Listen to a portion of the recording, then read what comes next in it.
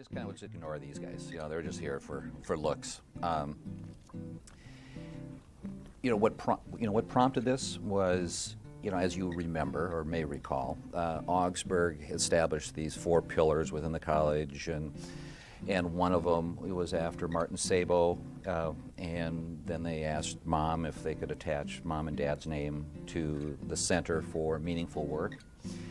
And as we talked about this, within Augsburg, and I said, it would really be fun to have the living brothers and Mom talk a little bit about heritage of Strommen's, Augsburg connection, PA Strommen, not only for the sake of how it connects with Augsburg, but then as I thought about this more, it would really be fun for us as a family, cousins, nephews, nieces, grandchildren, to hear about things that maybe we don't talk about, maybe I don't even know about, PA Strommen, because none of my kids know PA Strommen.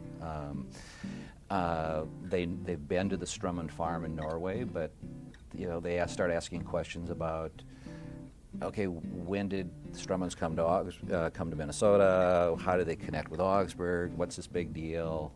So I just thought this would really be a fun chance just to talk for the sake of Okay, I heritage. thought it was going to be mostly about Claire, and I figured that I would then deal with Dad, why Dad was so in love with Augsburg. I've never seen a guy that was more dedicated to Augsburg than he, much more so than any of my brothers are, or I am. And so if you want that, I didn't know what you were going to talk about, but I did give some thought to PA. We did have a series of 9 questions. And let's not worry about the questions. Were just kind of designed to Yeah. give you a framework of the nature. And I would just kind of just like to view this as we're just having coffee and chatting, and I might just ask you some questions about family, and you can feed off of each other and react to what everyone says. But getting back to PA Strommen, let's start there, because that is where it starts. Well, if you want to go way back to Norway, Mert's the only one that knows anything about that. Well, here's an interesting starting point question, and I don't know the answer, but I know you do for sure, and I would guess is the Strommen farm is located where in Norway? You just talk about the location of the Strommen farm. 50 miles north of Oslo. In what city? What would be this? Begna. Begna. Okay. One of my at the foot of the driveway of the Strommen farm is a stone. And the stone, and I've showed this to you. I'm not sure if I've shown it to you, Lute. I've seen it. And it's on. I have incorporated it within the logo of my business card, and it's on my website because it's part of my heritage. And it's engraved Strommen. It's been there for generations and generations because that's where the Strommens came from. So was it P.A. Strommen, my grandfather, that came right from the farm to the States, or was it his father? His father. His father. Okay. Thorgrim. And where they came from the farm to Minnesota or to Wisconsin? Because Wisconsin is a... Wisconsin. Okay. And purchased a farm of 203 acres. In Wisconsin. Okay. Is this in the Blanchardville area? Yes. Okay. So that's the And connection that with was the Blanchard. setting for people from Valdres Okay. area. And it's regarded as the largest settlement of Norwegians in the country was there. The largest settlement of Valdres, people from Valdres, was in the Blanchardville area. Interesting. Yeah. So what what prompted them to decide to leave this idyllic setting of the Strommen farm? Because I've been there. Yeah. To come to the States and Blanchardville, this unknown area, to start a life all over. Do you even know what prompted that? No? Yeah. Oh, I think I have an idea. Okay. All these big families didn't have room on those dinky little farms. And the only way they could they could find a livelihood for themselves was to get out. And that's what an awful lot of the immigrants were involved in. And that's true of the Norwegians too. In fact, the Strommen farm, going back, was 6 miles long. But then children needed farms, so they were cutting into it. And finally was down to where it is now. And there are 2 Strommen farms. And it turns out that the one Strommen farm that we've seen, the one Right. you described, is a big farm. But Torgrim, son, had to go from the farm, and then he had a farm, a little one, up in the woods, of somewhere between 6 and 7 acres. Mm-hmm. And he then had 3 children and discovered he could not support his family on that little farm. So for him, the major reason for going was simply finances. But for a lot of the people leaving, it was freedom, because there was control on people, Political control. political control.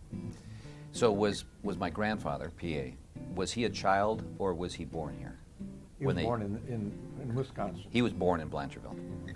So he grew up on the farm in Blanchardville and went to college.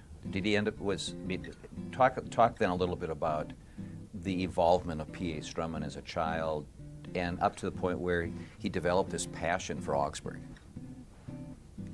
Well, shall I start? Sure.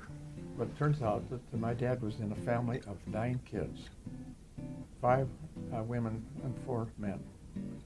And his father, a powerful figure physically, was also an alcoholic, a person who was so given to alcohol that when he would go into town to buy things, he usually ended up drunk, having spent it in the liquor store, and didn't come home with the clothing and the food. And remarkably, some of the children who were still living, told me that the older ones would hide the younger children, lest Andrew, when he came home, would misuse the kids. Mm. So my dad was raised in a home of an alcoholic father. And it wasn't until he was converted that things changed absolutely completely. So you made this reference to converted. So my grandfather, the alcoholic father of Yeah. my grandfather, really didn't grow up in a Lutheran Christian environment as we would know it today. Well, Or not necessarily. The mother, Kari, was a devout Christian. Okay. And they, of course, in those days, drinking alcohol was not regarded as sinful. So he attended church regularly. And the pastor Sletton, who used to be at St. Olaf, was down there, and he'd go and talk with my grandpa Andrew. But that didn't get very far. Right. Oh, so that's where Peter Andrew Strommen, Andrew of Yeah. my that's where the middle name of Yes. P.A. was from his father. Yes. Okay.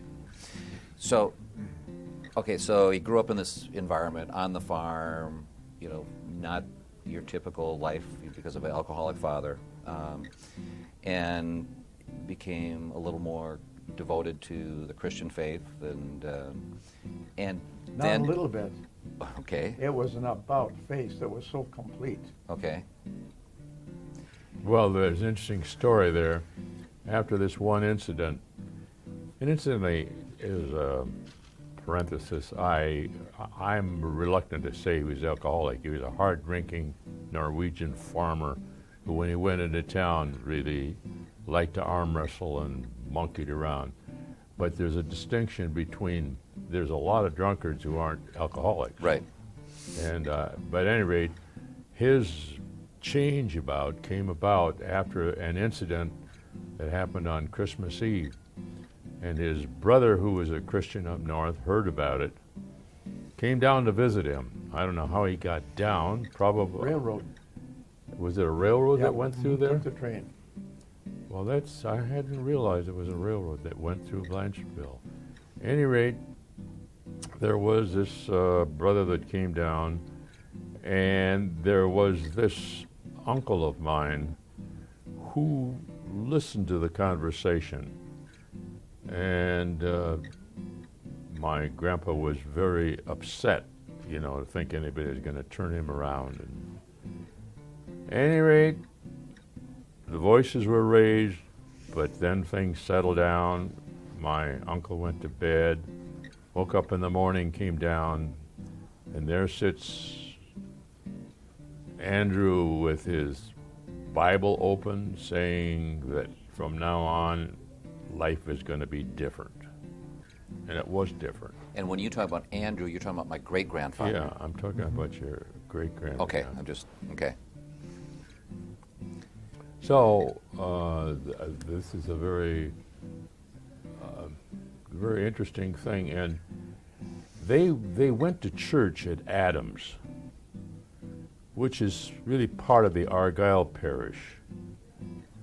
They lived closer to Blanchardville, but they were in the Argyle parish.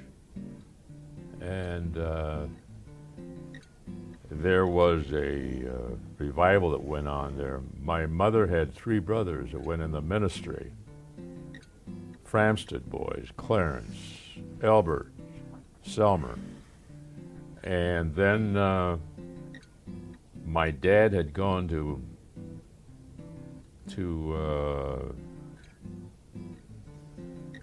what kind of school was that, Mert, that he went to?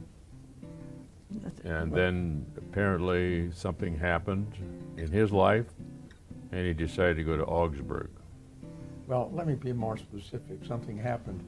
My dad told me, he told me a couple of times, that he was at a Sunday school picnic and heard a girl singing. And he, who was in training to become a businessman, and he was going to a school for training in business, heard that voice and heard the words and became a Christian. And amazes me that that could be the truth. He didn't tell me the name of the song or the words of the song, but he became a very ardent Christian. And they started to use him for speaking at young people's meetings down there. And my dad is an outstanding speaker. Always was a great preacher. I sat through many of his sermons. They were very long. He could speak. I'll attest to that. Yeah. Yes. Yeah. And the good thing about it, he spoke loudly so he'd keep guys like you awake. Well, I was a little younger, so. At any rate, people were so impressed with his speaking, they said, you should go and become a preacher. So they told him to go to Augsburg, which was seen then as a training school for pastors. So that's... So Augsburg's roots as a seminary, Yeah. as we would know it today. Was a college and seminary. Okay. One of the things I tried to imagine what it was like for him to go to Augsburg way back at the turn of the century. A bunch of poor Norwegian farmers wanted to go into college and seminary, go in the ministry, and Sverdrup and Oftedal, Norwegian all over the place. But that must have been a thrilling experience, quite different than the typical college today. And as a result of it, he really fell in love with Augsburg. And then out in the ministry, I can see him going out to rugby and having people speak for Augsburg, raising money for Augsburg. After all, the Lutheran Free Church was made up of the Friends of Augsburg. So Augsburg and the Lutheran Free Church was very closely connected together. And as he went from parish to parish, it was Augsburg. And every time we prayed for Augsburg and for Oak Grove. Yep. And then I found out my mother went to Oak Grove for a year. So we had reason to have connections. But Is this the Oak Grove that's up in Fargo Moorhead? that's the Oak Grove. So that's the connection with Oak Grove, is your mother. And Well, that I think the It was a Lutheran school. Free And the Church Lutheran- was so okay. tied up with Oak Grove. got it. And So he went from church to church, and they were always involved in funding the Augsburg, because Augsburg was the heart of a free church. And I think that is the reason why, when the merger came up in 1960, his 4 sons all favored the merger, but not PA. PA was against it. Well, I think I can understand why. He was married to Augsburg, and Augsburg was connected with the Free Church because the Free Church began as Friends of Augsburg. You had a question that had to do with why was he so enamored with Augsburg? Exactly, yeah. And I think it goes back to the fact that in Norway, the previous generation, there was a tremendous amount of turmoil, that an awakening is used, that awakened both political change and religious change and social change, and it reflected in the literature. And in those days, there was the church was controlled by the government. They had strict laws regarding what people could do and not do. So when Hans Nielsen Hauge went around preaching as a lay pastor, he was doing what was unlawful and was later then incarcerated and kept in prison for years.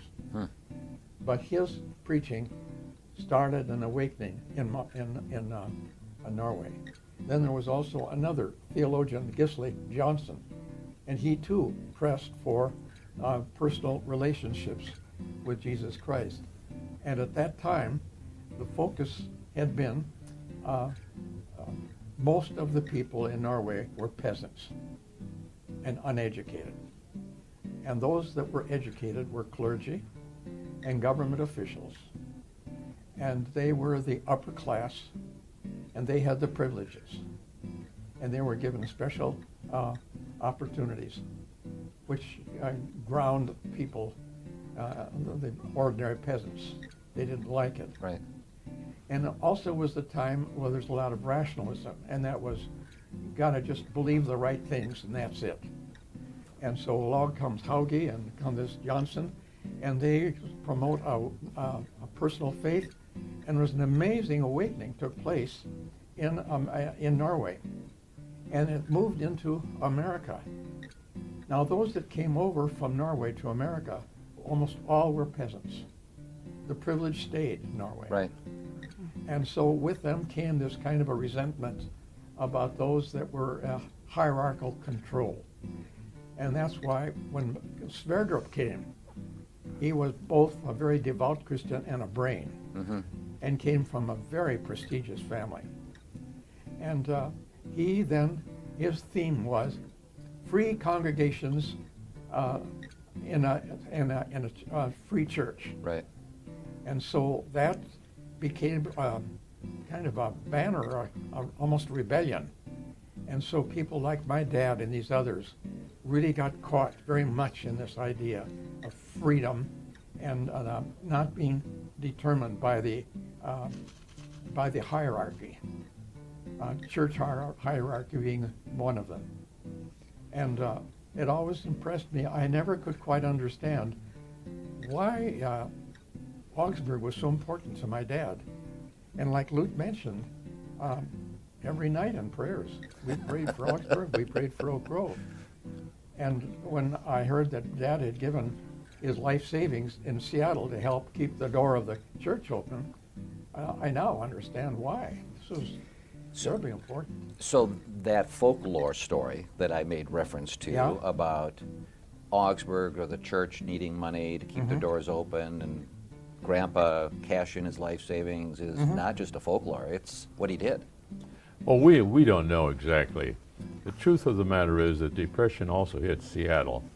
And we boys, I know Mert, Ab and I at least, put out $15 a month out of our paper routes. So to manage, because I imagine his salary had for a short time just disappeared. But Dad close as he was a good manager, no waste of money.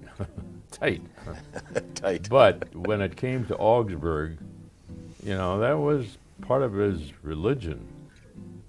Now, the fact that we didn't know and he didn't share it with us makes sense. Right. Because he didn't involve us on any of his decisions. When he decided to leave Seattle and go down to the little town of Lamberton, that was never discussed with us. Things like that, he decided, and that's what happened. However, the rumor is there are two reasons why they Yes. say he took that call. One was because he didn't like the girl that Ab went with, and that I can understand. She was We have something that on else. good authority. But the other reason was he had 4 sons and he wanted them to go to Augsburg. And that is what happened as we moved to Lamberton, and one by one we went to Augsburg. So did you have the choice, like I had the choice of going to Augsburg? Because That was never a question. Never a That was question. never an issue. We never thought of anything else. I didn't know about St. Olaf and all these others. They didn't particularly care. It was Augsburg all over the place. Well, I say that jokingly because when people will ask, why did you go to Augsburg? And I said, well, my dad said I could, and mom said I could go to any college I wanted, but they'd only pay if I went to Augsburg.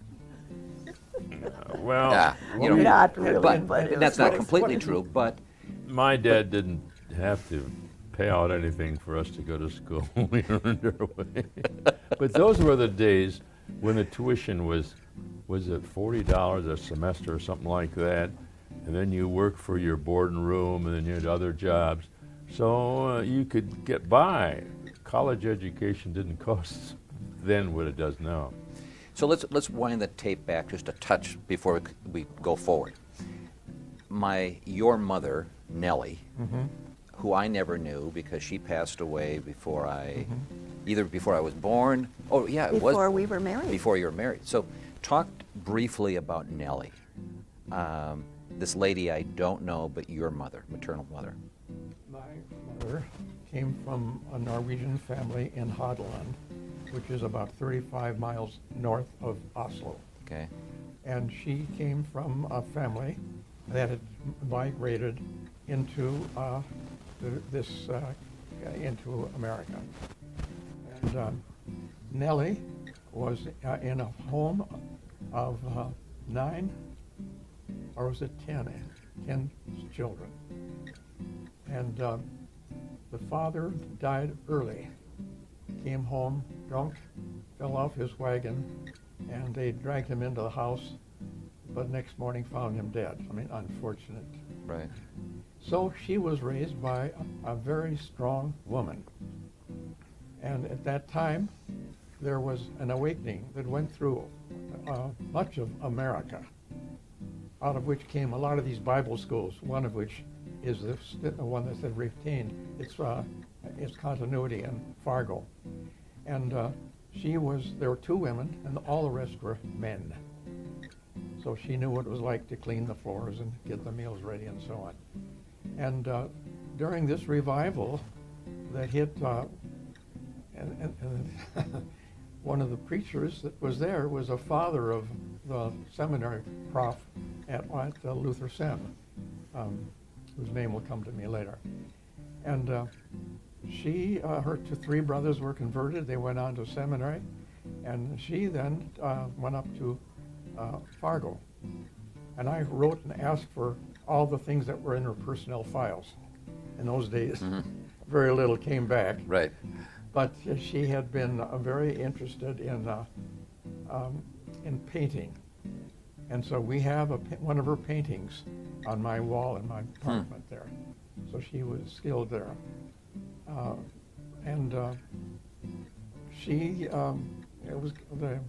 don't know much about the courtship between her and my dad, because they didn't talk to us about these things. No. So all I know is that there was kind of in and outs, and finally the marriage took place. So what did she pass away from? It was we don't- a result She had of asthma, asthma. hay fever, all kinds of Allergies. problems of the chest, and it was that complication of that. And the doctor wanted to do an autopsy and asked her brother, Yeah. and he said no. So we're left without it. So Pia and Nellie had 4 boys, of which you were 2 of them. And then we had Ab, and then my father. All extraordinarily accomplished in your respective corners of the world. And all went in completely different directions. Yeah. I mean, very, Yeah. well, I mean, to some degree, the 2 of you took a direction that was connected with the Lutheran Church, but in a different fashion. Because you're ordained minister, weren't you? Yeah. By training, and a PhD in psychology. And I was college pastor at Augsburg. Okay, college pastor. And you've been a senior pastor forever. Forever. Yeah, forever. Yeah, that's right. Ab went the athletic route, athletic director, basketball coach, extremely accomplished, and then Dad went into business.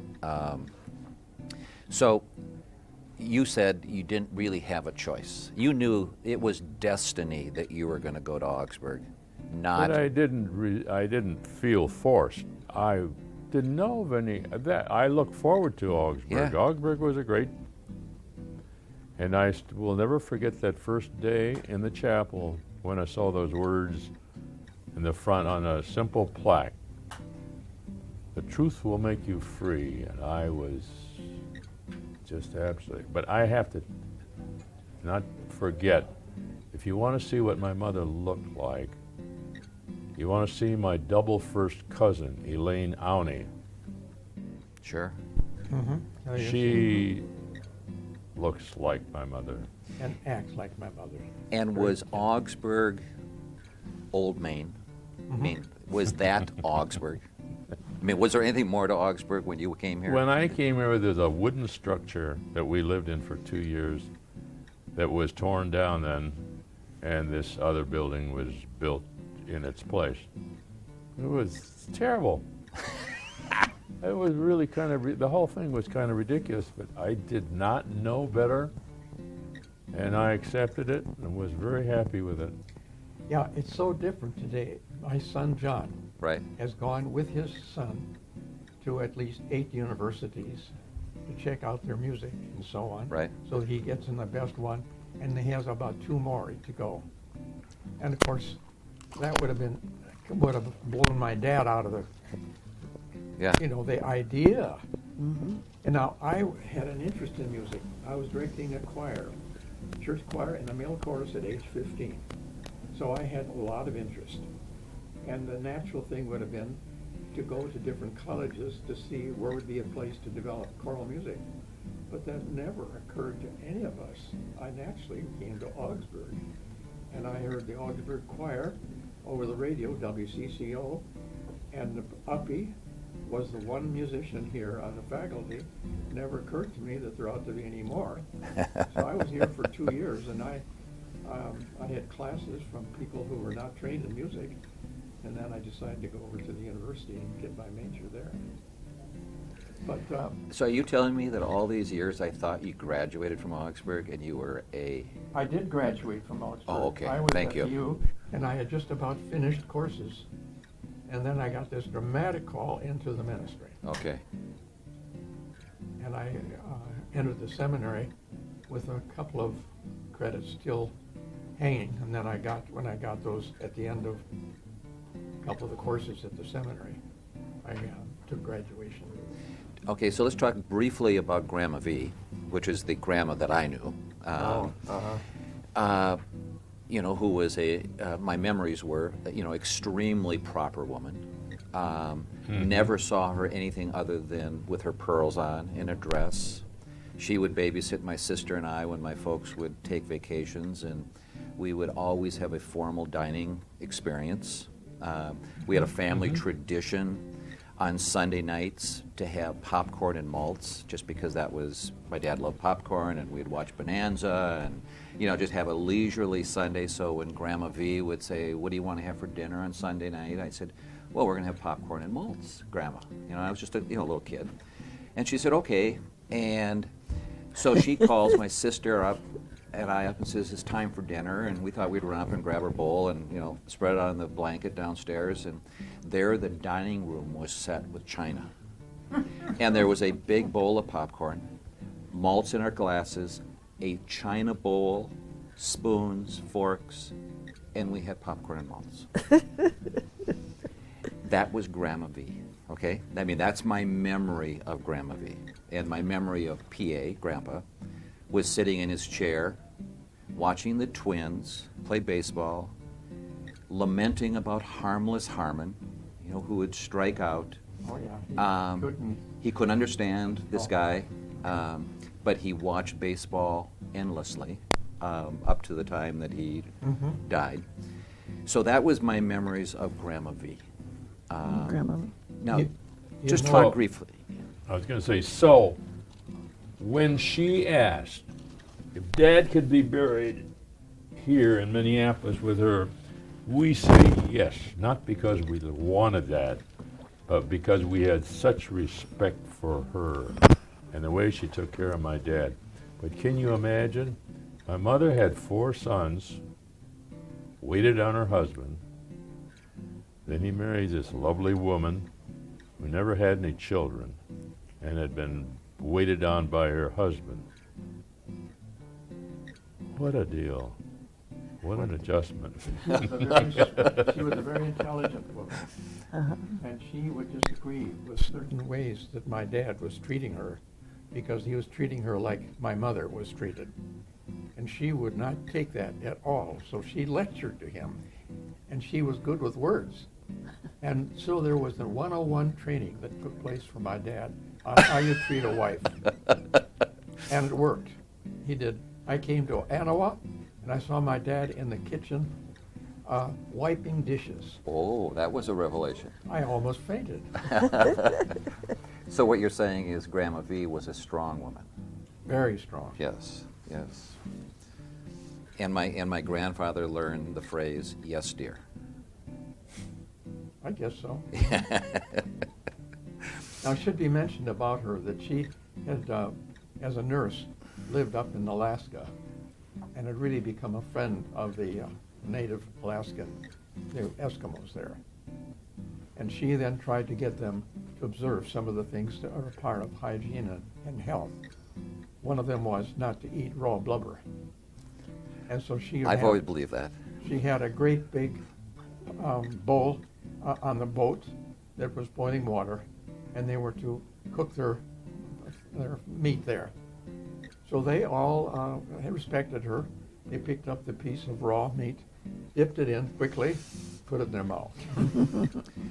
That is one lesson I never taught my kids. Never eat raw blubber. It just never came up. Okay, let's just jump ahead a little bit here because talk about my dad. Talk about how every once in a while I refer to my dad as Claire. Okay, and someone says, "Why do you refer to your dad as Claire?" And I said, "Well, it really started when I was at Augsburg, and he was building the Strommen building. I had a summer job. I was working on the site, and Dad was, running around doing whatever he did as they were working on the building, and I kept on saying, 'Dad, Dad.' And he was in his business mode, and he didn't pay any attention to me. So I learned that if I said, 'Claire,' he would think it's someone important. And he would spin around, and then there was me. And so I learned that he responded in business, in a business work environment, to Claire better than Dad, because that was his mindset. So every once in a while I catch myself referring to Dad as Claire, not out of disrespect, but I just found that it was a good way to get to him. So anyway, so talk about my dad a little bit, just your memories and Augsburg, and just talk. I mean, he eventually found this woman, my mom, at Augsburg. And so, you can talk about Dad. My first memories of him was in Madelia, and he was a little toddler, just barely able to walk. And we were in the kitchen, And in those days, it was a wood stove.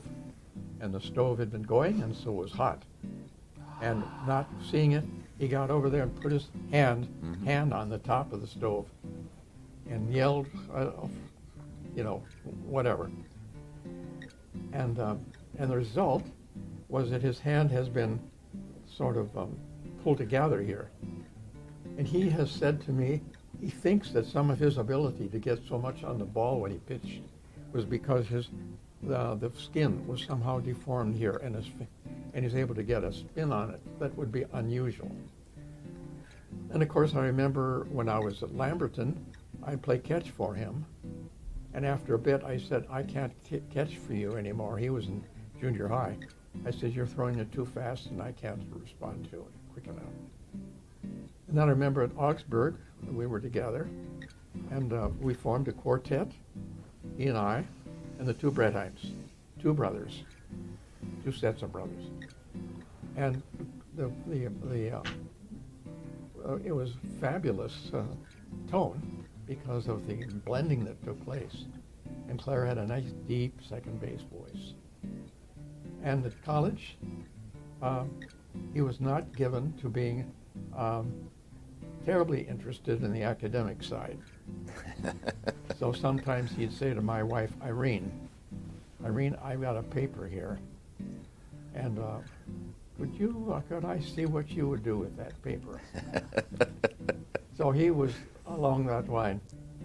But then, of course, later on, he became outstanding in his knowledge of insurance and very shrewd and able. So when I meet people in the insurance business, Claire ranked high in terms of his knowledge, of his administrative abilities, and the like. So I just admired what he did. And we were brothers went down to Wisconsin for a meeting of the family. Cousins. My cousins, yeah. And I can remember him sitting in the back and saying, I have this call for invitation to be the CEO of Lutheran Brotherhood, and I'm not sure whether or not to do it. But he said, and the conversation was clear, that for him, the important thing was ministry. Mm-hmm. Where is it that I can serve?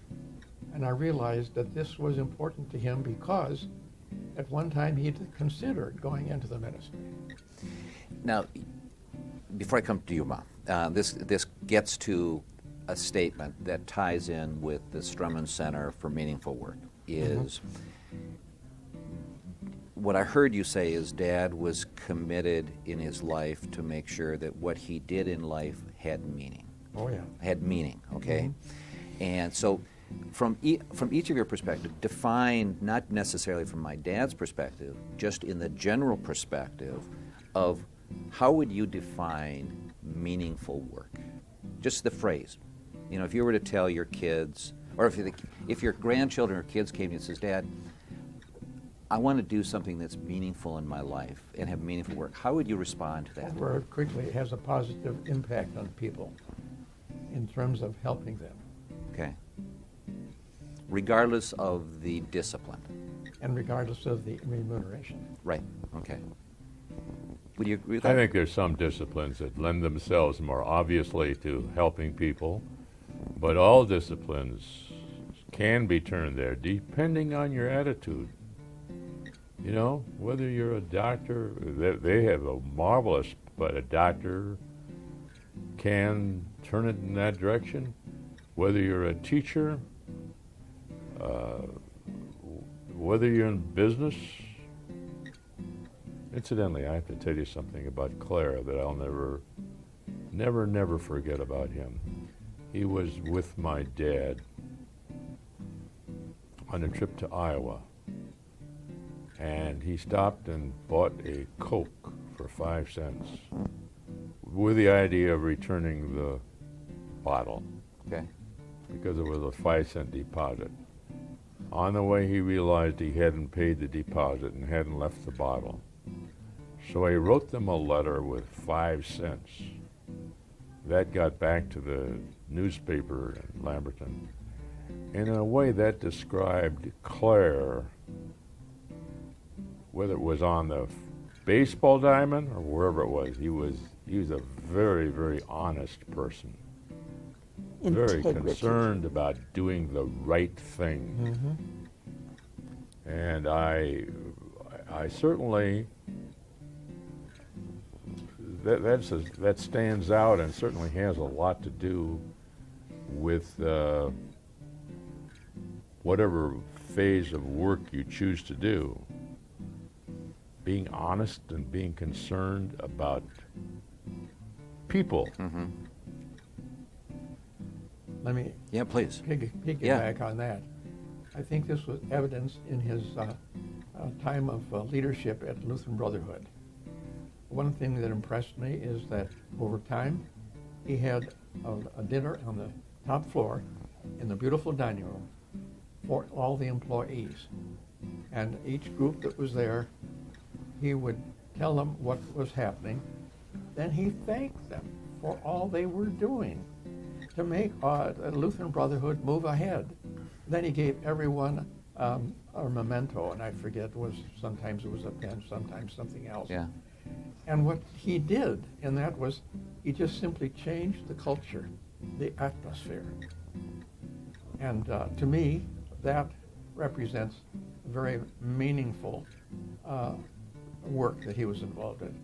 He changed the atmosphere. And that became evident. The reason I say it is that I've read the book that Lutheran Brotherhood made on the history of Lutheran Brotherhood. Right. And before Clare took leadership, there was a lot of fractionating attitudes going on at that place. And he really made a difference. And then, of course, the total budget went from, was around 2 or 3 billion, up to what time he left, 11 billion. So it represented, or 12 billion, it represented a tremendous impact financially, but that wasn't the purpose. He wanted rather for people to feel that they were contributing. Right. So, Mom, talk about Dad a little bit. Just going back to Augsburg or your life. I mean, I guess I go back first of all to where did his love of Augsburg begin, and it began way back when you 4 boys went to Augsburg. And I think that that carried over into our life as well. Claire and I met here at Augsburg, and then after we married, our social life and our business life really is centered around things that were going on here at Augsburg. Whether it was athletics, we came to all the athletic events, were it baseball, football, basketball, we were here. And so our children became very involved in liking this place also because it was fun. And so this became a very important part of our life. Our social life really centered, a lot of it around things that were going on here at the college. And then I guess I go on a little bit more because then Claire was asked to join the Regents here at Augsburg. And so, of course, he was very pleased to be asked to do that. So he served 2 6-year terms at Augsburg on the Board of Regents. Then after his 2-year maximum terms of office were over, then I was asked if I would be on the Regents, which I did. And I too spent 2 6-year terms. So Claire and I totally were here at Augsburg a lot for 24 years, being involved in the business part of what was going on here at the school. So we kept very involved in what was happening and were interested, and it became part of our life. So that just carried right on through our life and through our children's lives. And so when it came time for the children to go to Augsburg, we did as parents did at that time. We would take them around to all the Lutheran schools. Our priority was that they could go where they wanted to go, with exception, as long as it was a Lutheran school. And so, of course, Augsburg and St. Olaf, and they were taken around and looked at all of these. And as Bob said, when he came to making his decision as to where he was going to go, he said, "Mom, can't I go to Augsburg?" This was kind of home to him. He felt comfortable being here. This became a very important part of our lives. And then after I guess during the time that I was in the Regents, and I'm referring now to what we have been involved with through our life. And then with two other ladies, Kate Anderson and Stella Rosenquist and myself, we started the Augsburg Associates. And that has become a very viable organization here at the college. And the last I heard, I think that organization now has raised over $1 million for the college. So you see, our involvement didn't stop at any point. It just carried on and went in different directions. And I felt that with what I was able to do, I was able to do those things because Claire would encourage me. He was an encourager. And so those were the things that became very important to us. I smile when you say he's an encourager because he had a trait. And here was his trait. Bob, I have a thought. And I said, yeah, tell me about your thought. And so he would expound on this thought. And I soon found out that thought was not a thought. It was his subtle human way of saying, when are you going to get this done now? Because within a day or two after sharing with me the thought, he would see me, call me, and say, hey, how are we doing on that idea? And I would say, I didn't know I was supposed to do anything with it. And he said, so what you're telling me is you don't want any more advice? And you know, what I learned, it was one of his endearing qualities, because he worked very hard not to be a dictator, but he also wanted everyone around him to succeed and be open to ideas and to take action. He loved taking action. So when he said, I have a thought, it was memo. Start working on it because he's going to ask you soon how we're doing. So it was one of his endearing qualities. So I chuckled when you talk about your dad was an encourager, because I could hear him saying, Gladys, I got a thought. That's interesting. There's something very decisive about his thinking. Oh. He came to a very definite conclusion, and then he would proceed to do something.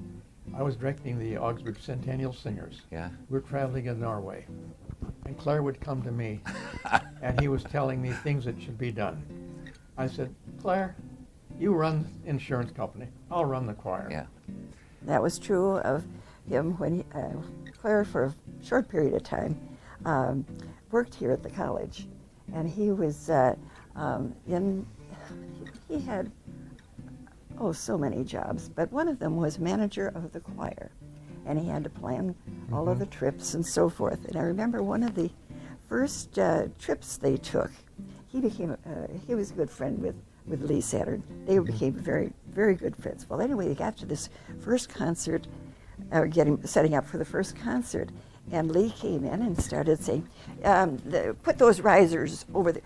And Claire went up to him and said, Lee, you direct the choir. I'll manage this. Yeah. And he said, and Lee turned around and went out, and from that time on, Claire managed, he directed.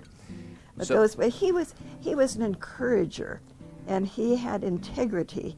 It didn't make any difference in what direction or what organization he was involved with. He had integrity, and you could trust that what he had to say was factual, and he would follow up. There were a lot of problems at Lutheran Brotherhood when he first came there. He was president first, and then he was CEO, and then he was chairman of the board. Well, when he came as president, the first conference that they had was in California, or was it Arizona? I can't remember. Anyway, they'd had a tremendous storm, but that was beside the point. It ended up that the president, the CEO at that time, had a health problem in the family and was not able to go there and lead this group, large group of people, for this conference.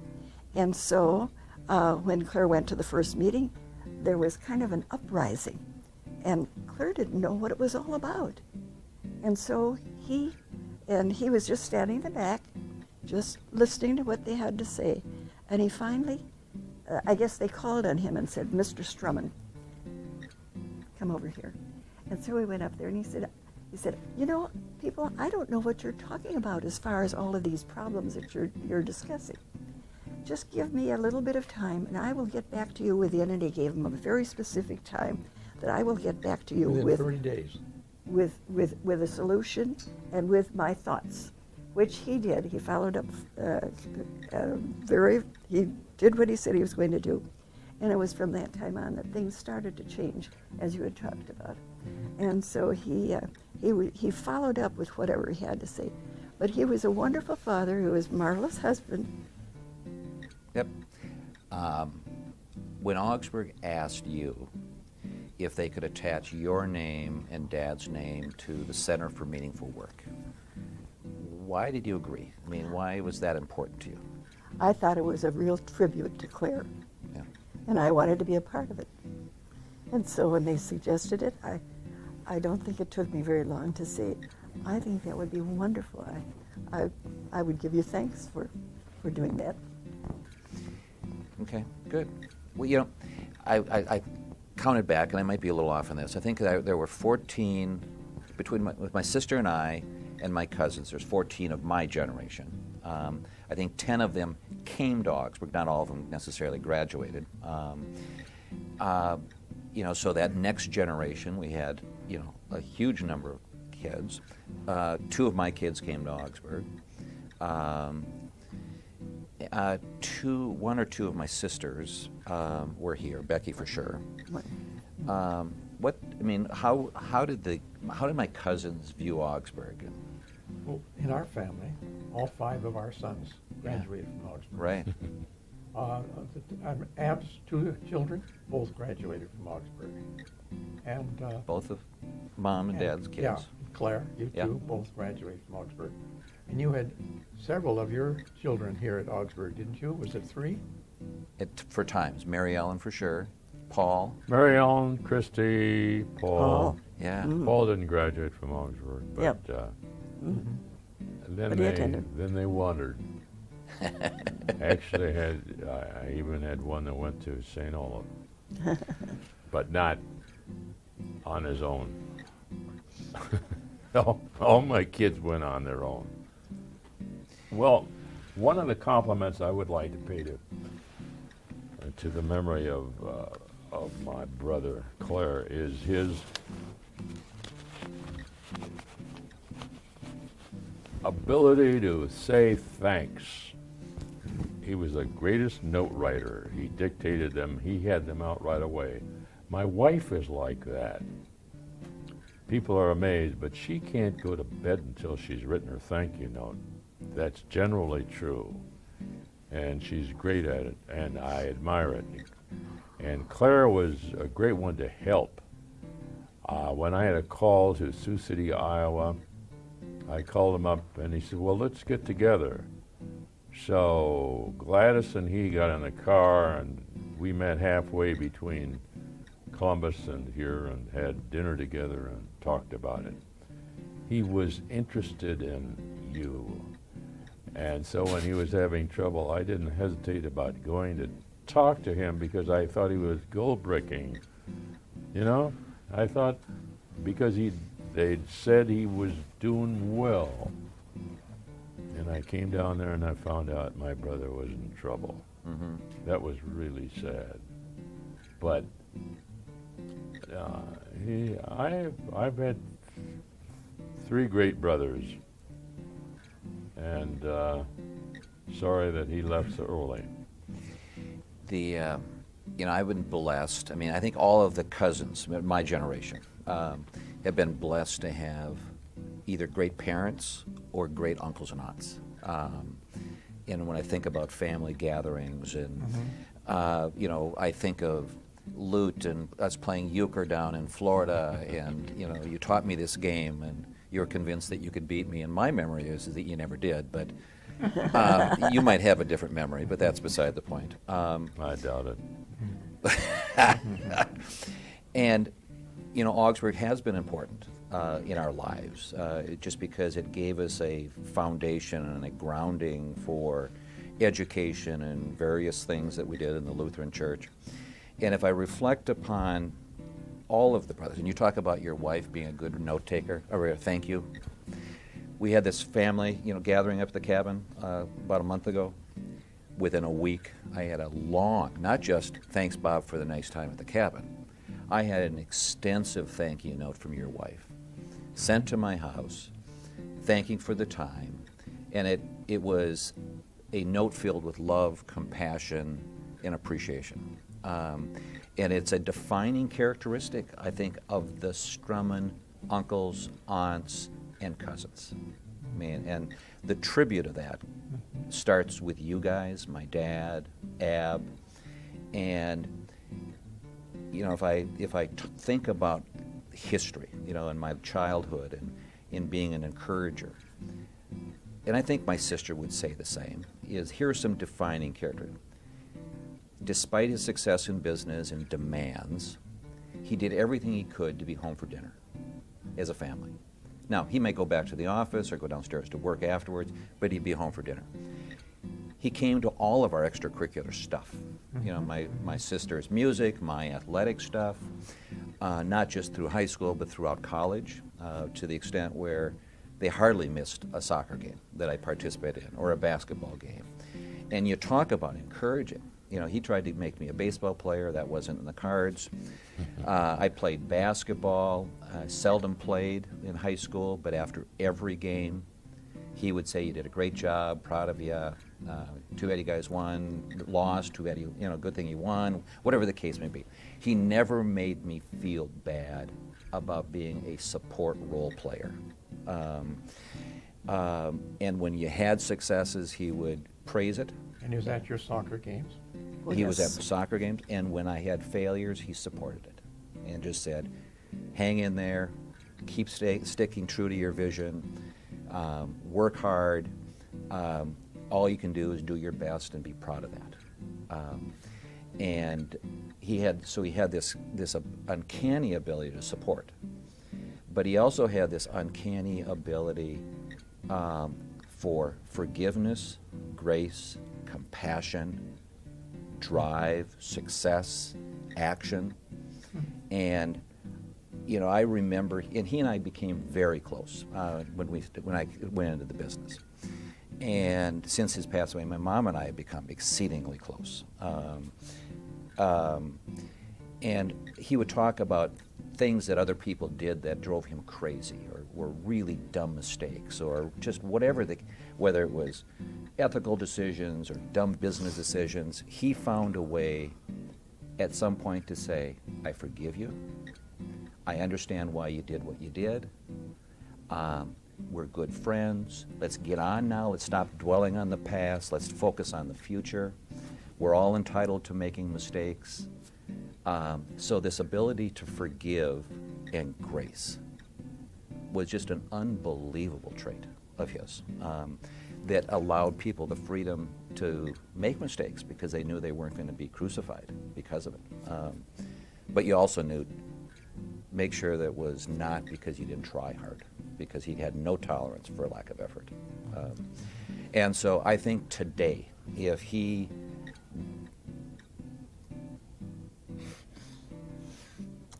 I think one of the things that I'm reminded of is the fact that while he was here at Augsburg, he roomed with a young man who they found out much too late had far advanced tuberculosis. Well, living in just a little room, they're single beds that far apart from each other. He found out 6 months after we were married that he, too, now had developed tuberculosis. And after spending 3 years hospitalized, he had made the statement, if I ever get out of this place, I will never shirk my duty, or will I be tolerant of anyone who doesn't try to do their very best. And so he was very much of an encourager, but I think that he had his trials too. but it didn't faze him as far as his faith was concerned. As a matter of fact, he had written me a letter one day. There was no cell phone at that time, so my only communication with him was when I went out there every day. So he even said at one point, I'm still wondering, and I've got to talk to my brothers or Bert probably. I'm still thinking, I wonder if I am supposed to go into the seminary. Other things came along, and he still felt that he was doing a job of service going to the Lutheran Brotherhood, which was faith-based.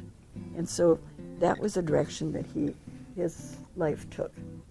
And but there were a lot of twists and turns in his life, but they turned out to be very wonderful years. We had good years, a lot of wonderful years, and the things that we were able to do, my parents would be absolutely astounded if they knew the places we've gone, the things that we have done, because I came from a very, very modest family, and I've given thanks over and over and over to all the things that I've been able to accomplish and been able to take part in.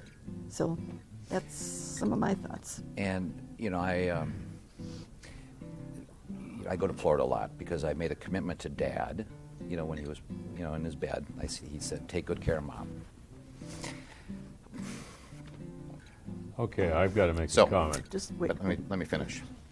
So, without, almost every time we sit on the porch and have a drink and have some hors d'oeuvres, and we end up talking about Dad, and tears flow, and we kind of apologize for it because it's been 10 years. And I said, wouldn't it be a shame if we weren't sad? And I said, I view tears and sadness because of love and appreciation, and not necessarily feeling sorry for ourselves anymore, because life is life, and you got to accept the greatness of life and the greatness of death and salvation and resurrection and all those aspects of who we are. And so I think Dad would reflect on this Center for Meaningful Work as kind of a hallmark of what was so important to him, which is people helping. You talk about what is the purpose of the center. It's to help students go through their academic experience at Augsburg with a purpose. And the purpose is to leave this institution as prepared as we humanly can prepare them so that they have meaningful work. And it's just this continuation of his compassion for helping people. And so I think he would feel humbled. He would say it's not deserving. It's because of Augsburg and people around me. It's because of my wife. But thank you. And I think that this chat, has not only been fun because we've talked about things I didn't know about the Strommen family, but helped define a little better the significance of this Center for Meaningful Work that will just evolve over time. And yes, it's a tribute to my folks, but it's also a tribute to my dad's 3 brothers, their wives, his father, the heritage of the family. And so I have to not only thank my folks, but I have to thank you two, and Ab, who's no longer with us, for just a wonderful dimension in my life that, is so important. And when Augsburg said, we'll try to do it this fall or we'll do it next spring, I said, no, we're not going to do it next spring because we're all getting older. And who can guarantee that we'll all be here next spring? And you laugh about it, but that's a fact. It's just a fact of life. And so this has been wonderful. But before you're through, I have one thing I must say. And I have a comment too. Yeah. Go ahead. My comment is, well, you talk about your dad, but you have to talk about your mother. I have observed that Claire was stronger because of the strength of his wife. They were a team. And when you talk about Claire and what he did and what he accomplished, you have to talk about Gladys. I hate to give you that compliment, but it's true. Thank you, sir. And I have observed that over the years, that you're a very strong person. And I think that people fail to recognize how important the wife is, even if she's not working, in making the man to be the great leader that he is. And that, I have to make that comment before we're through. I'll come back to that, but I'll go ahead, Mert. You tied Claire in with contribution from Gladys.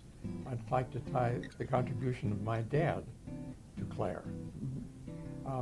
There are certain characteristics of my dad that emerged powerfully in Claire.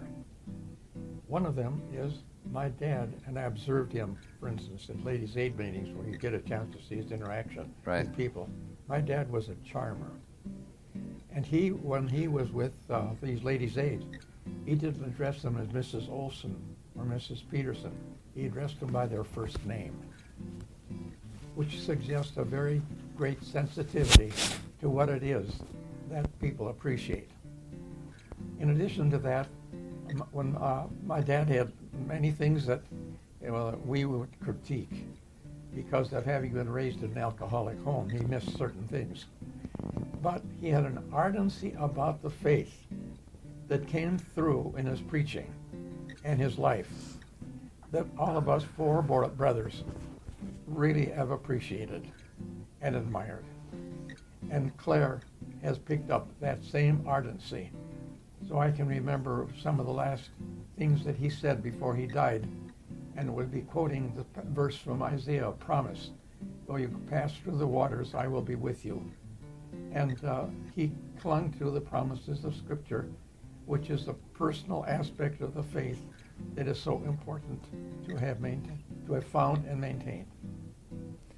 Well, thank you, and I have to absolutely thank you, Luke, for referencing Mom, because you're right. You talk around her all the time, but I'm no dummy. I figured that one out a long time ago. Claire was also strong because he had a strong wife, and you could talk with her about everything. And the success of the family was based upon the success of what went on at home. And that was 100% attributable to Mom, and her unbelievable commitment to my dad's career, which then in turn gave her what she also enjoyed, which was a full and enriched life. And my sister and I were blessed with a great childhood, because not only of Dad, but because of Mom. And you are absolutely right, Lute. I didn't mean to talk around her. And we can't forget that this is the Claire and Gladys Strommen Center for Meaningful Work. And my last comment, and of course I've said this before, my last comment, I remember when I was at Augsburg, Dad every once in a while would call me up and say, let's have lunch. And I'd show up, and I'd have long hair, and I'd be dressed pretty casually, and he would always say, remember, Bob, dress the way you want to be remembered. And I would, he said, shouldn't you get a haircut? And, he would be his fatherly, but there was one lunch that was just really defining, and because I could tell it was going to be different. And he said, we talked about all kinds of stuff. And then he said, I just want you to know, Bob, faith is very important to me. Now, that wasn't a revelation, but he wanted to say it, just outright. Faith was very important to me. And he says, I hope that as you grow and you develop in your life, faith becomes the foundation of who you are as well. And it doesn't mean that you won't make mistakes in life. It won't mean that you won't have failures. It just means that you will have a foundation to fall back on so that you can get through those tough times in life, because no one will succeed by themselves. and that was a trait that he had. No one will succeed by themselves, and you will succeed because of others. And hopefully that also becomes a hallmark to the center here, that students succeed because they have faculty, counselors, advisors, and centers like this that are designed to help students evolve and have a meaningful life and a meaningful career, however they define that in their own little worlds. So, you know, I'll talk here all day, but You're a this good has been talker. wonderful. You should have been a preacher.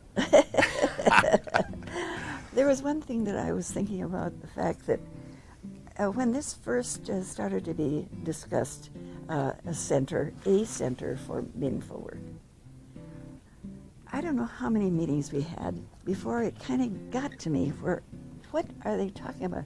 What do they mean by this? And there was, not too long ago, there was a paper written about what this center was hopeful of accomplishing. And I felt like, now I get it. But I thought, now I know why this has been something that just has been kind of in the back of my mind. Why? And I do understand now, and I am just absolutely delighted that this is going to become a reality. Also, well, I don't know how long we want to continue. Probably when the battery runs out. Okay. You haven't Healthcare touched a matter of Augsburg here in the sense that the very beginnings of Augsburg, there was a very strong conviction of George Sverdrup that the educational approach should not be simply classical, but it should also be operational in the sense that it equipped people for a life of service. And that was revolutionary. And so Augsburg and its educational approach was a much debated school in its early days. But what I like to see is the extrapolation of what was true in the past continues today.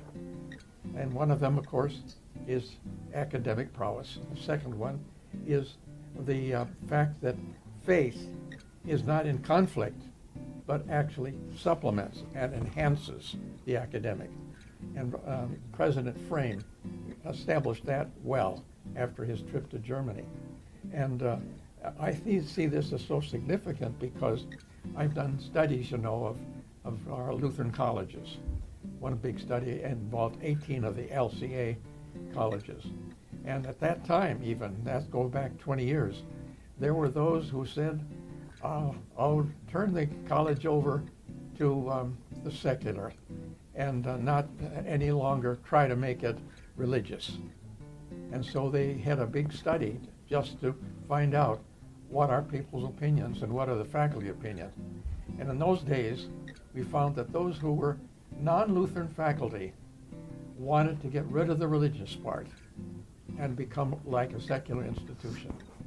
And so that has been a push going on with all your church-related colleges. So ones like University of Chicago and Yale and Harvard all had strong church connections to begin with. And what I like about Augsburg is that it has a center that's promoting the matter of faith and is also promoting the things like meaningful, where it's operational in the sense that when the student leaves here, that student has been equipped not only academically, but emotionally and in attitudes towards a life that can be significant and making impact on people. Very well said. Thank you. That was fabulous. I appreciate that. Mm-hmm. Any other, anything else you want to chat about, or should we see if we can get Augsburg to buy us lunch? We're Thank you. Right on schedule, 11:45. We did pretty well. No, I This thought was- Lois would No, be it's giving a little 11:15. talk. Well, uncles, this has been really fun. And as I said, there's going to be part of this is going to get edited way down for the Center for Meaningful Work, but the big tape, it may be completely unedited. I thought this was just preamble. Yeah, well, I'm I sorry. enjoyed this. Now, when do we start? Yeah, okay. Is that I'm going to have copies of this CD and send it to every one of the Strommens, because I think this discussion about my great-grandfather, P.A., Nellie, V, Grandma V, the journey from the Begna River, that was, where the farm is, to the Blanchardville area, and that part of our history and our heritage is so easily lost if we don't have it documented. And I think having it documented with voices and the personalities. And the greatest regret I have is that Dad and Ab aren't here, because the four of you are so uniquely different in personality and style. Absolutely. Oh, yes, very different, yeah. And it's fun. It's what makes the dynamics work. You have some common threads, but your perspectives and the way to communicate is just so unique and fun. So I'm glad that I don't have the regret that I said I wish I would have had Ab and Lute on a tape. Now I can say I got that, and Mom. So I think this has really been fun for me, and I really appreciate you guys taking the time to do this. That farm, Strommen Farm, that's quite a unique place. Here it has first the Begna River, which is the reason for the name Strommen, a rapidly flowing stream. Right. Then there's about 33 acres of fertile land for cultivation and raising sheep. And then across the road, there's a forest of 1,000 acres from which they would take lumber. Then above that was a center where they would bring the animals, the cows, during the summer to feed and produce Primost and all kinds of cheese and butter. Yeah, it's a magical place. I mean, my kids have been there. Yeah, it is. It's in the house that they built there. Yeah, is very much like the one that our great-grandfather built when he got to Wisconsin. Oh, fun. Same same architecture. Well, okay, thank you. All right. I think we're done. Yep. I was a novice when it came to sales, and I've called Claire a marketing genius, a sales genius, and he is. And I learned a lot about selling and the sales process from him. A lot of what I know and comes out of my mouth today are things that I've learned from him about sales and marketing. Well, I think if I think back on my childhood, my memories are always pretty good. He was my baseball coach for as long as I can remember. Little League, Babe Ruth's, majors. Being a former professional athlete, he tried to make me a pitcher, and so we played a lot of catch. But even though that might sound like I was being pushed into doing something I didn't want to do, he always gave me the freedom to do what I wanted to do, and encouraged my success and also supported my failures. I happen to know an awful lot about your background. I also know you're a very humble individual. But I believe when you were 22 years of age, you spent approximately 2 years on your back. And when we were exchanging some ideas, I thought you had a great philosophy about work, and I'd like you to share it with me, because I'll promise you I'll relate that story to our football squad about work. Well, I said that I probably have a weakness or strength, however you want to term it, as being really intolerant of people who don't like to work. Matter of fact, I always wonder, why in the world wouldn't you put out to the maximum of your ability? I just finished several years of AAA baseball, and 6 months after I was married, I ended up in a sanatorium, tuberculosis of the bone. And you're right, I spent 3 years flat on my back, 14 months in one stretch, and couldn't even dangle my feet. But what it did do, it taught me the lesson is, when you get out, Claire, don't kick it. Give it the best shot you got. For those 3 years when Claire was in the hospital, he did a lot of studying and a lot of reading. And I think that one of the things that changed him the most was that he said to himself, if I ever get out of this place, I will never shirk my duty or be lazy. And he has very little time for people that waste time or do not try to do their very best. If you are given the strength and you are given the health, do the very best you can and don't waste your time. I think it simply boils down to genuineness in all aspects of his relationships with people. And you can just count on what he says to be the absolute truth. And I guess I'm always impressed with someone who exhibits in all ways maximum integrity, and that I think characterizes Claire. I think Claire represents the best of public service.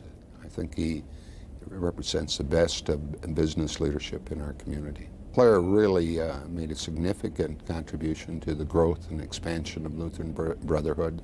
Clearly, it's a company that had been around for a long time, and they had just very substantial growth under his leadership.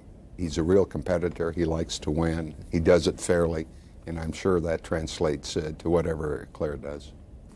It's been said that there are two kinds of people in our world, the givers and the takers. I can't think of a better person who personifies the givers than Claire Strommen. Claire is gracious, he's outgoing, he's warm. He's always been one who gives to others what he would like to do in terms of self-service, in terms of helping other people. I know from my own experience with him in terms of the work that he's done that he's always the first one to volunteer to help other people. It was my privilege to present the Wittenberg Award to him as the outstanding layman for the Lutheran Brotherhood when he received it in Washington, D.C. And I think that really typifies what he has done in his personal way of giving and serving and the way that he's helped other people. Just about every opportunity to serve, he's been willing to do it. He's done it with a vision and a foresight and a creativity that really makes a great contribution to his company, to our industry, and to the country. For that, Claire, we're really very grateful for all that you've done for all of us, for our business, and for our company, and for everything that's involved. I have a special feeling of a connection with you. I used to talk about, in consular selling, the old Indian woman who wanted to thank and say goodbye to Wendell Johnson, who was a psychiatrist and an anthropologist and a semanticist. And he was had been working with this tribe for about 6 months, and as he left, she wanted to thank him, and she said to him, "I like me best when I'm with you." And I really believe that sums up the people who got to know and have an association with Claire Strommen, that they ended up liking themselves better because they got to know you.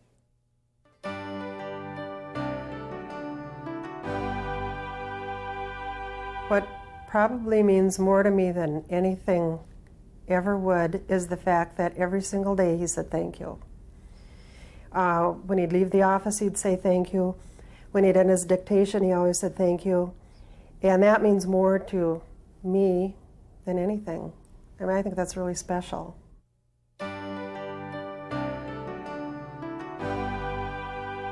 Oh, we've had a wonderful life, and we are very, very thankful for the years that we've had back with Lutheran Brotherhood. We have done and experienced things that I never dreamt that we would ever experience. It's been a wonderful life. Well, I think you absorb it by living it and being around it, but he's always instilled that people are real important, and that if you have success, you should learn to share that success with other people. And whether it be in the church or the community or your business associates, I think he would say it indirectly but not directly, but you clearly got the message just by his actions.